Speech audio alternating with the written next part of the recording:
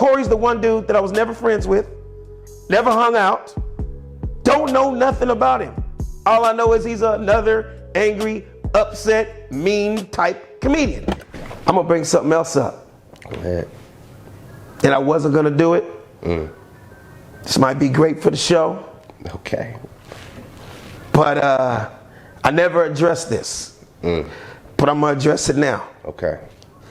So you asked me earlier about comics not getting along and coexisting and beef. Remember I told you I just been that dude that never ever had beef, didn't get caught up in it. Right. You know what I mean? I only have problems with one comic. Okay. In over 25 years of comedy. And it's crazy because it's just recent. But I'm gonna tell you the real story. And that's Corey Holcomb. I'm gonna start it off by saying, if you gave me $1 million cash in a bag right now, okay, I couldn't tell you a Corey Holcomb joke. Okay. I don't follow him like that. I just know of him. For sure. When I tell you I get along with everybody, right. When I tell you every comic has come out of the city of Chicago, shout out to Chicago, one of my favorite cities, always had love in Chicago, sold out shows in Chicago, got a lot of friends in Chicago. I've been friends with them all. Rest in peace, let's start with Bernie Mac, who I loved, was a good friend. I respected him, he respected me as a little young comic. We did movies together. Rest in peace, James Hanna, was a real funny comedian / writer out of Chicago. D-Ray, Tony Schofield, Leon Roberts. I could keep going on and on. Deion Cole, all these guys, I've been friends, I'm a real OG in this. Corey's the one dude that I was never friends with, never hung out, don't know nothing about him.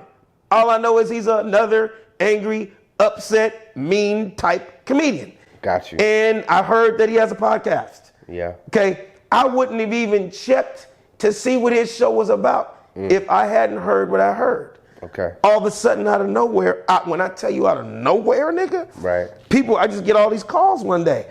You know, Corey got a podcast. I didn't know. You know, I don't follow the dude, right? Yeah, man. He went on. I'm just going straight to the point. Right. He said you a joke thief and that you're gay. Right. Nigga, when I tell you I thought that, I'm sitting here getting my dick sucked by my wife, nigga.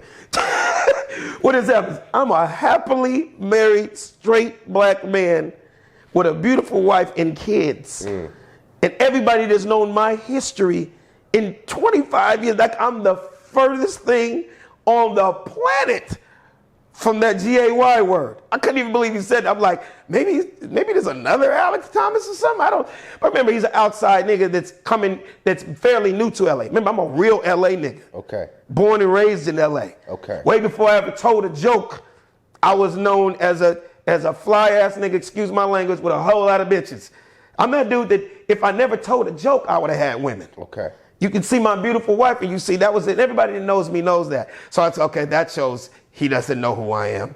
Right. And it'd be crazy. Usually when people have beefs, you have a story about them too. When I tell you I don't know this nigga, I literally just know him as a comedian from Chicago. So it's crazy. I can't even say anything back. But when he said that, I was like, dude, so he obviously don't know who I am. Right. So I get that he has the crazy 5150 thing, but what he doesn't understand is I was still born and raised in South Central LA. I'm a nice guy. I'm a cool but that's when you say things about brothers like that, now you fucking with their manhood, right? You don't play about and what he don't realize is, and I'm only bringing this up because I don't walk around and say, but I come from a family of crazy niggas. Like half of my family's Crips, half of my family's Bloods. Right. Real gangster killer ass niggas. Right. And the only reason I didn't address him on that because I'm a changed man. When I say changed man, meaning I'm married now and I got kids.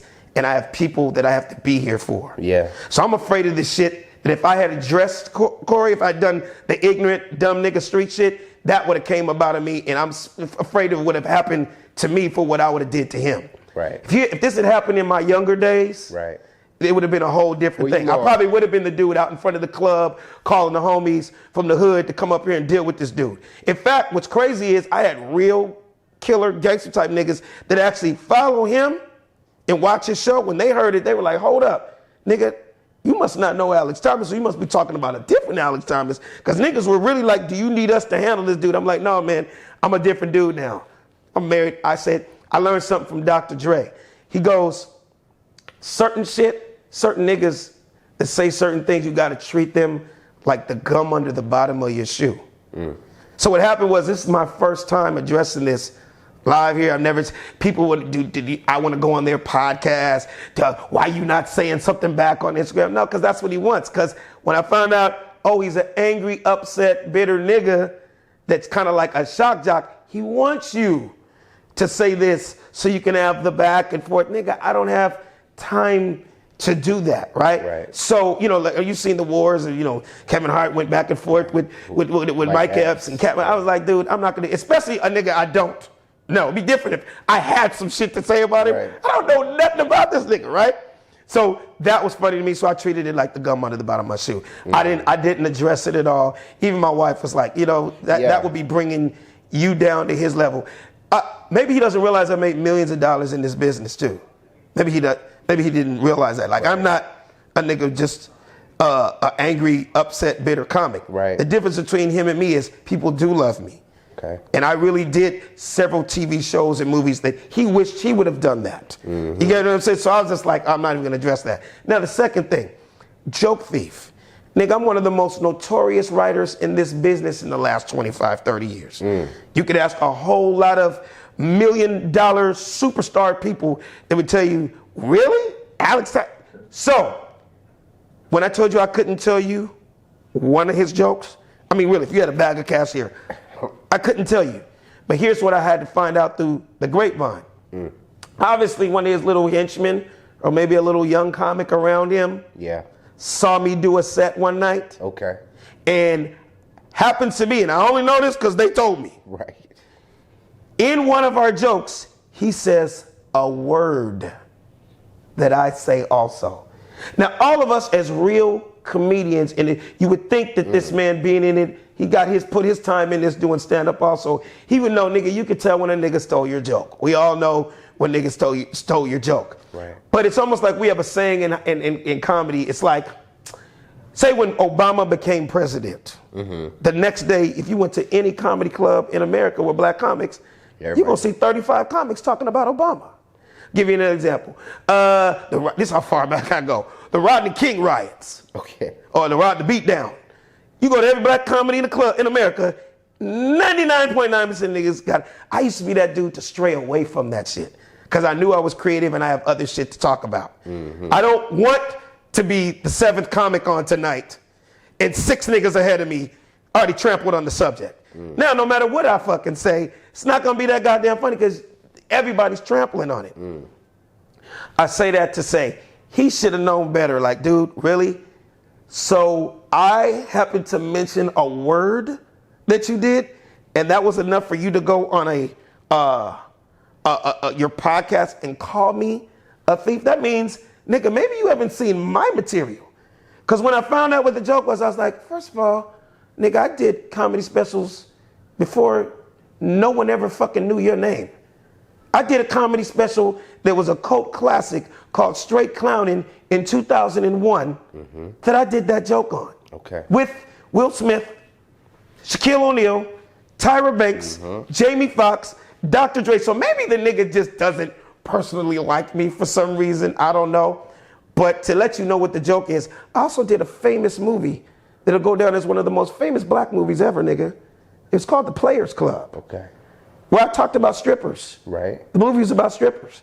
My joke is about strippers. It's a real story. That's something that really happened to me when we shot the movie in 1998 at a strip club in Atlanta. That's how long I've been doing the joke. You gotta understand, when you're a guy like me that has over 25 years of jokes, when I go up and do sets at small little comedy clubs, or we only need you to do 10 minutes tonight, you're only doing 15 tonight, 5 minute set. Nigga, I have so many jokes, I got a real, fuck, what can I do that's only 5 minutes tonight? Like, I gotta edit in my head, so maybe this young dude didn't see me, maybe he's never seen me do the joke. you know, oh, that's Corey Holcomb's joke. Nigga, first of all, I would have had to see Corey Holcomb to do the goddamn joke. So long story short, the joke is I have about a midget stripper that asked me for a lap dance in Magic City. This is my real story. In 1998. And she got an attitude with me. Because I was like, I said, how much for the lap dance? She like $25. I was like, bitch, for you? I said, I don't know if it should be $25. She's like, well, motherfucker, if you ain't got the money, why the fuck you up in the club? I was like, first of all, you need to watch your tone. And you shouldn't be getting an attitude about anything. I said, $25 for you and your midget? I said, don't make me pull out the blue book and make some deductions on your little ass. I said, so I pull out the blue book and I do the math and I'm like, you know what? Turns out that $25 lap dance, that's just gonna be $5.50. Bitch, you might owe me $3 after this, right? It's a long joke, but that's just the gist of it. But I did it damn near whatever that is, 15, 16 years ago.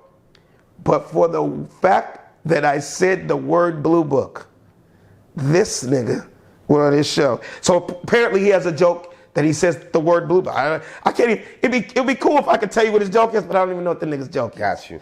But it was just so funny that he took that and went on to his new generation of young people that don't know who I am. Right. And they took it, that's the joke thief nigga. Like, really? Did that bother you? In a way, it slightly bothered me, but then I was like, but again, his younger generation, they know me too, but they probably know him now because he had a radio show before me. He has a platform, right? But then the flip side is, it just went away because I think everybody realizes that, really? He's saying on a nigga that's been on TV for 20 years? A nigga that's done comedy specials? A nigga that they grew up watching all my jokes on Def Comedy Jam, Comic View, never had that type of cloud over me? A nigga that's obviously make millions of dollars doing this? So it just kind of went away. But it just kind of made me go, I don't want to use the word, it pissed me off, it just made me go, why this nigga pick me out of the, I don't know, is he mad because my wife is beautiful? Is he mad that I'm a nigga that takes care of my kids and he doesn't? I don't know. Is he mad that I preach being a father? I don't know. Does he preach that I love my ring, that I love my black wife? I don't know. It'd be different if I had something to go on.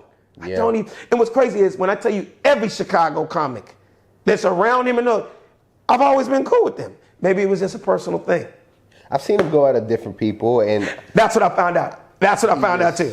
That made me go, so like a week or two later, when I talked to people around him, they kind of gave me an answer that made me go, oh, that's what this nigga does. He's called several people gay, several people joked, but that just shows how much I don't know the nigga. So I was like, oh, so that really made me feel like, oh, this nigga's really the gum under the bottom of my shoe. I don't know, is that he found out that I had a I heard one time he wanted to get one of my bags or something. A lot of people didn't know this, but I have a multi-million-dollar accessory line. I'm the owner of the only black-owned high-end accessory line in the world the last 10 years. You know, we made $15 million off that. I really don't have to tell jokes anymore, but I love it, and that's what started. I think somebody told me he wanted to get a bag, and he wasn't able to because it was too expensive. If you're wondering what I'm talking about right now, go to the website, The Louis Stewart Collection, LOUISSTEWART Collection, or you can go to Instagram at Mr. MRLOUISSTEWART. Maybe he was mad that I became richer from stepping outside of comedy and keeping low key, because I took a page out of Diddy's book and Jay-Z when he started Ciroc and Sean John and Rockaware, Dr. Dre, Beats by Dre, shit that had nothing to do with how they got famous. Only the people that know that I'm the owner of the Louis Stewart Collection, and every single star on the planet has our bags. And maybe he found out about that. Maybe he's just jealous that I was a happily married, straight black man that's got millions of dollars outside of comedy that loves my wife and my children, and maybe he's mad about that. I don't know. it was crazy is when I tell you, that's kind of been on my chest for a while. I bet. And this is the first time that I've addressed it, because some people don't address it. But I think what would happen is if I was an ignorant, young, dumb street nigga, Yeah. I would have did it differently. Yeah. But because I'm half a century old, nigga, and I'm happy in the place I am, I'm a proud father. I have a lot to live for. I have projects coming up. I've made millions of dollars doing what I love to do. You really got to just take that as you laugh it off. Mm-hmm. You can talk about it. If I had a cigar right now, I'd have a cigar and I'd talk about it. You know what I mean? It's just, you can tell. I'm not like, so fuck you, nigga. No, I'm not even saying that. It's not me anymore. I'm over that shit. You know what I mean? Yeah. But at least, he knows I know. And, running into him, I'm still not the dude. Yeah, nigga, now what? No, because I have children. And if you're a man with children and a wife, Yeah. and things to lose, I got property. Yeah. All over Los Angeles. Yeah. So a lot of people don't realize I was that type of dude that was smart with my money. You see me doing stand-up because I love it. It's what started all this. Wouldn't be TV and movies without stand-up. I wouldn't have had a successful a luxury accessory line without stand-up, because that's how I ended up to know all these superstars. It's how I got all these relationships. If it wasn't for stand-up, I wouldn't have been able to do a lot of things. I wouldn't have had the money to go buy real estate all over LA. So I have a lot to lose. So I'm not gonna be the nigga walking up to people in front of a club. What's up now, nigga? If I lived in a 1-bedroom apartment with $50 in my pocket and I was high and drunk, I probably would do stuff like that. Right. But I'm beyond that, and I gotta think about my family first. Right. So yeah, with that being said, I have a feeling on what you were about to say, and I'm gonna just beat you to it. That shit is squashed. It's dead. Everybody that knows me knows the real truth. To the young people out there that are watching, that are fans of him and that dude, hey man, they can think whatever they want to think. What do you, if Corey was watching this, what is that message? I guess my message to Corey is like, dude, really? Like, obviously, in your heart, in your mind, I get it. You were trying to get ratings on your show, but like, dude, you picked somebody that's a really loved person, and you actually picked two of the furthest things ever from my personality, which is calling me a joke thief and calling me gay. That's like comical. That shows you sound like somebody that just got here to LA 2 weeks ago. Okay. It sounds like somebody that's, when people talk without knowing facts. Yeah. So, you know what I mean? And what would be crazy is, if it really bothered me, that means it would be true. If I was really out there trying to kill her, like, I just had to laugh at it and just say what I said. But I'm done with it. So, if he wants to be mad in the streets, he can be mad in the streets. But yeah, I'm that dude. I'm a nice guy. But never take somebody's kindness for a weakness. I'm the nice guy. But my family's, they're not as, Right. He knows gangsters in Chicago, but you live here. You get what I'm saying? So I'm done with that.